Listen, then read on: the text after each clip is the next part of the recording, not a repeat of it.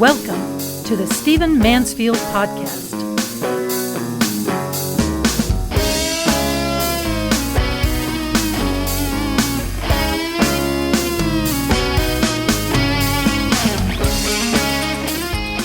Well, welcome to the Stephen Mansfield Podcast. Great to have you joining me. Hey, before I make my comments for this week, I want to ask you to do me a favor.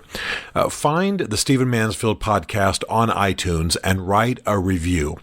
This is not just vanity. This is not just asking you to write nice things about us. But many of you see me at events that I do and even catch me in airports from time to time and say very kind things about the podcast and the good it's doing and how it's helping you and your family. I'd like for others to read those comments. I'd like for others to know about them, not again for vanity's sake, but because we want them to join us. We want them to be involved. We want them to know that there's something happening here that can help them think through their world and perhaps understand what's going on in their lives a little bit better. So please go to iTunes, find the Stephen Mansfield Podcast, and write a review. I really appreciate it. I want to talk to you in this podcast about where I find myself politically. This podcast is not about me, but I do want to use my experience as a bit of an example, perhaps of a bit of a lens through which to view what's going on in American politics today. I am not afraid of political conflict. Our founding fathers designed it that way, believing that men are flawed, believing that men are corrupt, believing that men, well, basically Lord Acton's maxim that power corrupts and absolute power corrupts absolutely. Of course, that was written after the founding fathers, but the point is they very much believed that men needed to be hemmed in and that conflict would result, that you wanted to have a division of powers, a separation of powers in government. You wanted to have opposing political parties, that conflict was one of the ways this would happen. That's why there are checks and balances.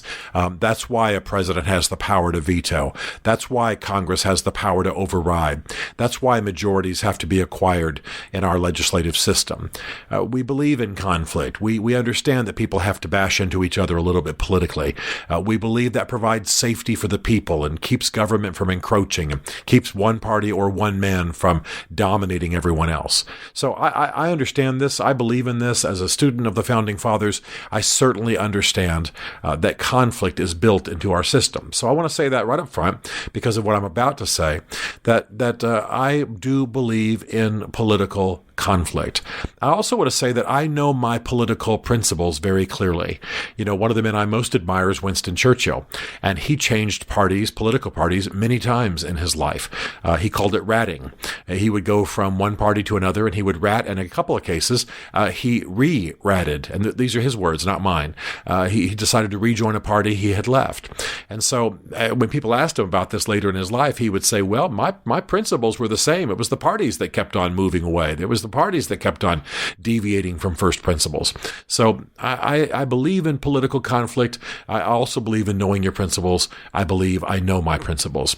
But what happens to me in American politics, I think, is what's happening to a lot of people in America, and that is that I find myself increasingly in what I call the radical middle.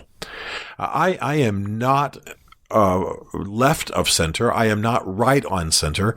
I am slightly right of center politically, but I'm not extreme right and I'm not extreme left. And increasingly, I find the middle to be where the most creativity is happening, where the most radical thoughts are happening, where the most productivity is happening. And quite frankly, we have the wing nuts today. We have people who are extreme left and extreme right, but when they have to reconcile politically, they often land right where I was to begin with.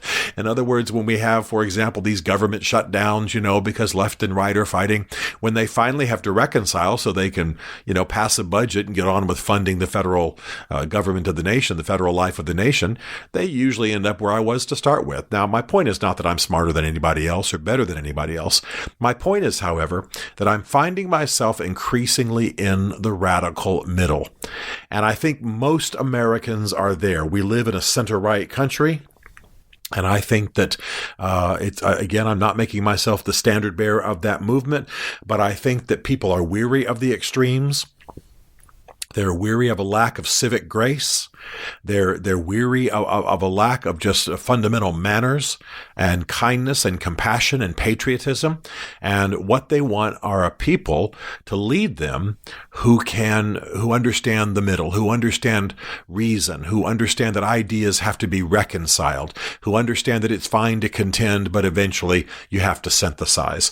And I have to tell you, time and time again, on issues that range all over the board, I find myself not hard right, not hard left. I'm definitely a conservative, but I'm slightly right of center.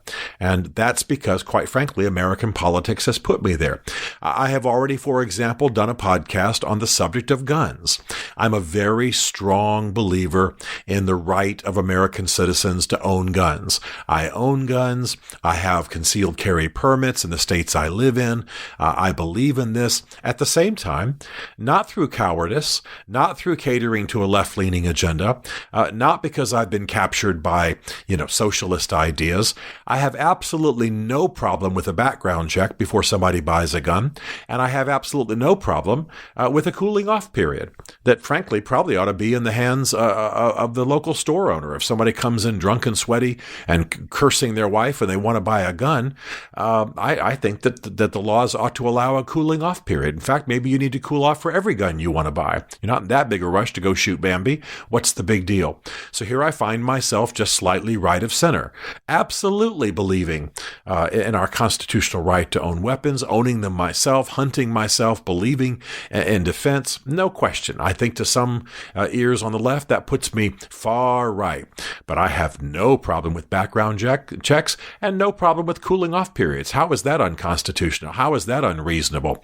And by the way, don't we wish that some government agency was able to be triggered or alerted when the Las Vegas shooter amassed a small arsenal and was able to kill so many people? So does that make me unreasonable? Does that make me left wing? I mean, I can hear criticism coming from my friends on both the left and the right. And by the way, when I say my friends on the left and the right, living in Washington, D.C. as I do and having lots of political conversations, I have friends who are all over the spectrum. I think that makes me better.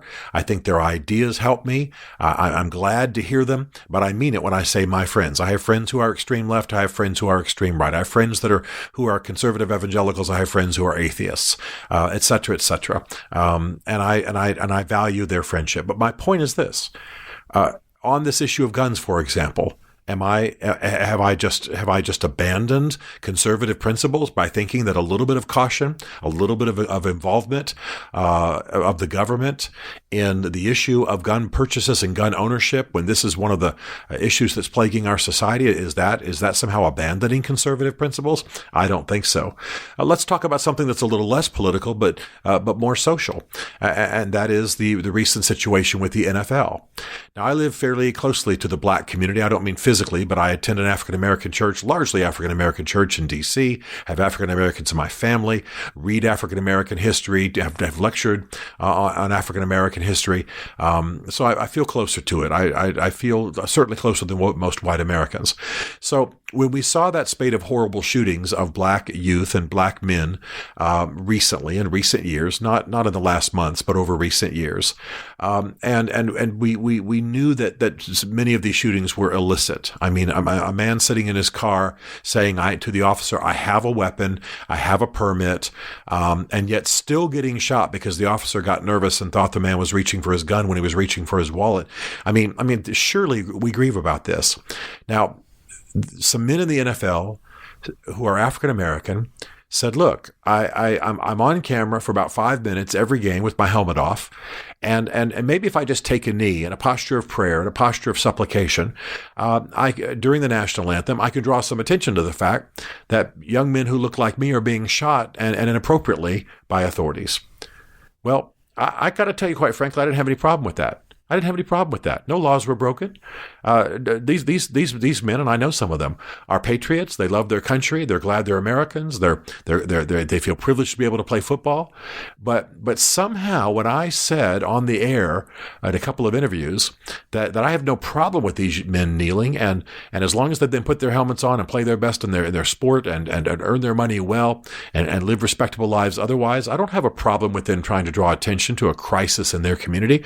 I don't don't think they've somehow become anti-American Marxists or they're trying to destroy the country. And I think that for the president of the United States to have called them sons of bitches was atrocious. And I think what some of the owners have said about them is atrocious. These are patriotic young men, for the most part, who are simply asking the country to pay attention to a scourge in their neighborhoods and in their communities. How does that become a hard left, hard right issue? How does that become an issue where if you side with them, you're somehow non-conservative? So my point is not to gripe about my own political positions. My point is to say, is it possible that we have abandoned the middle and that the most radical proposals, the most radical ideas, and by the way, the ones I think might have a possibility of healing our society, are coming from the middle? And the middle, by the way, I know the old joke, there's nothing in the middle of the road except dead skunks and yellow lines. I know how that goes. I know what that says.